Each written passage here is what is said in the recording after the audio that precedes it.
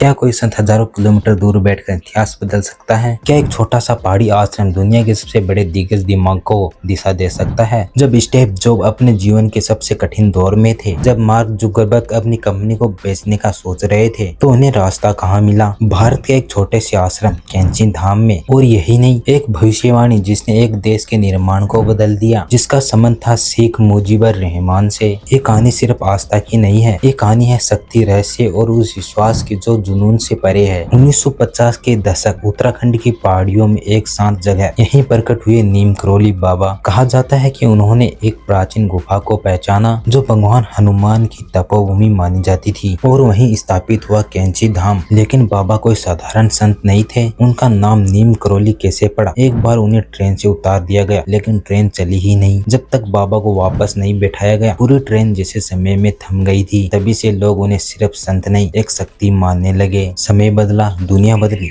लेकिन कैंची धाम की ओर आने वालों की कहानी और भी बड़ी होती गई। स्टीव जॉब्स अपने जीवन के सबसे बड़े संघर्ष के समय भारत आए। वे इस आश्रम तक पहुंचे और यहीं से उन्हें क्रिएटिविटी मिली, जिसने आगे चलकर एप्पल जैसी कंपनी को नई दिशा दी। सालों बाद मार्क जुकरबर्ग भी इसी जगह आए जब फेसबुक को बेचने का दबाव था। स्टीव जॉब की सलाह पर वो यहाँ पहुंचे और वापस जाकर उन्होंने कंपनी बेचने का फैसला बदल दिया। आज फेसबुक दुनिया की सबसे बड़ी कंपनियों में से एक है। क्या ये सिर्फ कोइंसिडेंस है या इस जगह में सच में कोई ऊर्जा है? अब कहानी का सबसे रहस्यमय हिस्सा वो आता है जब साल 1971 में भारत और पाक का युद्ध हो रहा होता है। शेख मुजीबुर रहमान पाकिस्तान की जेल में बंद थे और उनकी फांसी तय मानी जा रही थी। उसी समय कैंची धाम में बैठे बाबा अचानक शांत हो गए। उन्होंने कंबल ओढ़ लिया और कहा, बस सुरक्षित वापिस आएगा। यह बात उस समय किसी को भी समझ नहीं आई, लेकिन कुछ ही समय बाद बिना किसी स्पष्ट कारण के शेख मुजीबुर रहमान रिहा कर दिए गए। बाद में बने बांग्लादेश के प्रधानमंत्री। क्या ये सिर्फ राजनीति थी